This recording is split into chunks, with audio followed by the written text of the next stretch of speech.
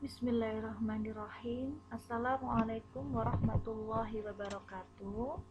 Ketemu lagi dengan pelajaran prakarya pertemuan kedua. Hari ini Bu Guru akan membahas tentang materi selanjutnya, yaitu tentang kerajinan bahan tekstil dengan Bu Rahayu. Bu Guru mulai. Apa itu kerajinan tekstil? Sebelum menjawab, kita lihat gambar-gambar berikut ini. Bu Guru menampilkan di sini gambar seperti merajut, kemudian ada tas yang terbuat dari tekstil juga, kain tekstil atau berupa serat. Kemudian ini ada kain tenun, kemudian ada kerajinan sulam, dan juga ada kerajinan sulam yang diaplikasikan di kerajinan tas. Dari gambar-gambar ini, maka kita bisa menyimpulkan bahwasanya kerajinan tekstil merupakan karya seni atau kerajinan yang dibuat untuk memakai tekstil sebagai bahan utama.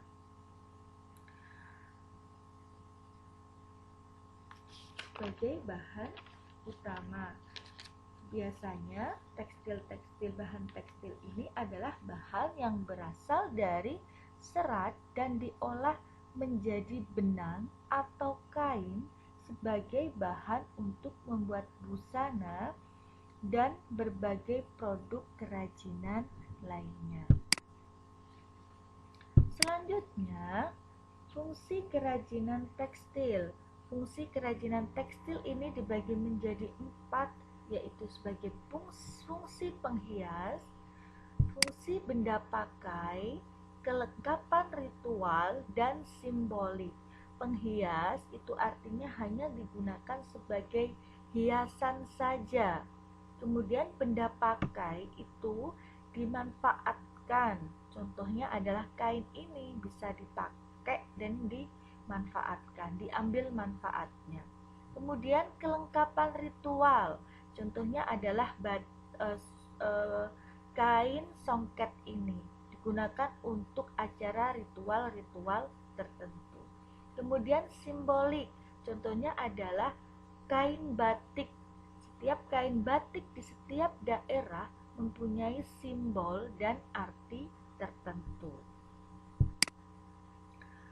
Selanjutnya, berdasarkan jenis konstruksinya. Berdasarkan jenis bahan tekstilnya. Bahan tekstilnya ini adalah ada 4, dibagi menjadi 4, yaitu berdasarkan jenis konstruksinya, berdasarkan jenis produk atau bentuknya, berdasarkan jenis bahannya, dan berdasarkan warna atau motifnya. Berdasarkan jenis produknya ini maksudnya adalah misalnya serat stemple, serat filamen, benang kain, serta produk pakaian jadi.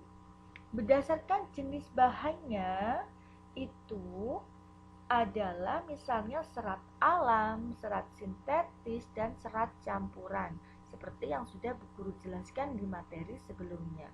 Berdasarkan jenis warna atau motif, ada motif polos, ada bermotif, berwarna putih, dan lain-lain.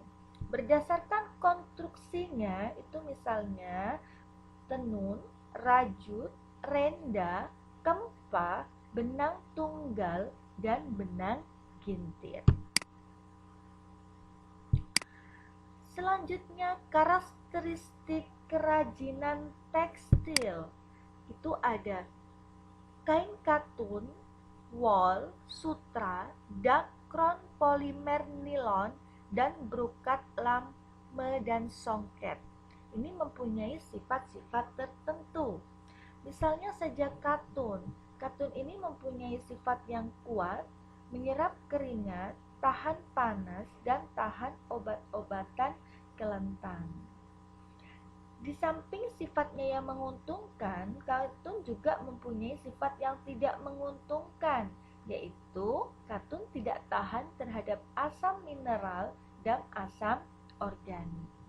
Kemudian wol ini mempunyai sifat kenyal dan tidak mudah kusut.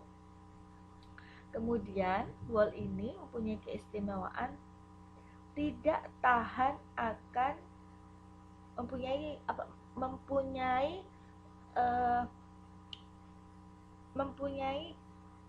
kekurangan, yaitu tidak tahan terhadap ngengat.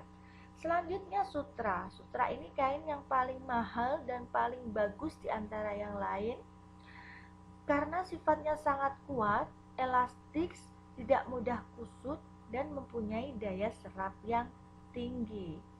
Yang keempat yaitu dakron, polister, dan nilon.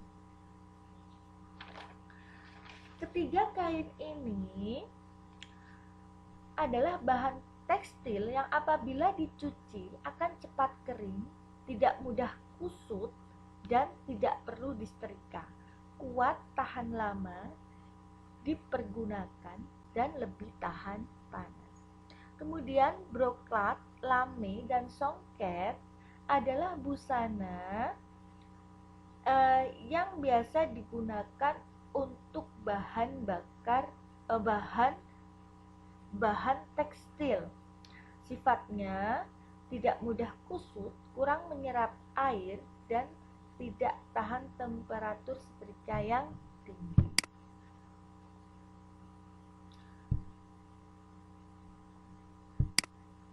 Selanjutnya, proses produksi kerajinan tekstil. Ada 4, yaitu ada tapestry atau juga disebut kerajinan tenun.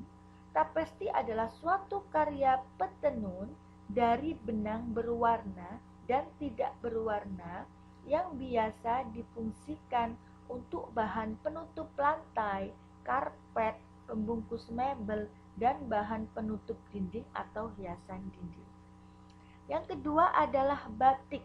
Batik merupakan sebuah proses penulisan gambar atau ragam hias pada media apapun dengan menggunakan lilin. Batik sebagai alat perintang warna. Kemudian yang ketiga adalah sulam. Bordir atau sulaman adalah hiasan yang dibuat di atas kain atau bahan-bahan lain dengan jarum, jahit, dan benang. Yang keempat adalah jahit aplikasi. Adalah teknik menghias permukaan kain dengan cara menempelkan gunting kain pada kain yang berwarna dengan dasar kain. Selanjutnya diselesaikan dengan jahit tangan. Teknik sulam yang biasanya mempergunakan tusuk hias veston atau dengan menggunakan mesin bordir.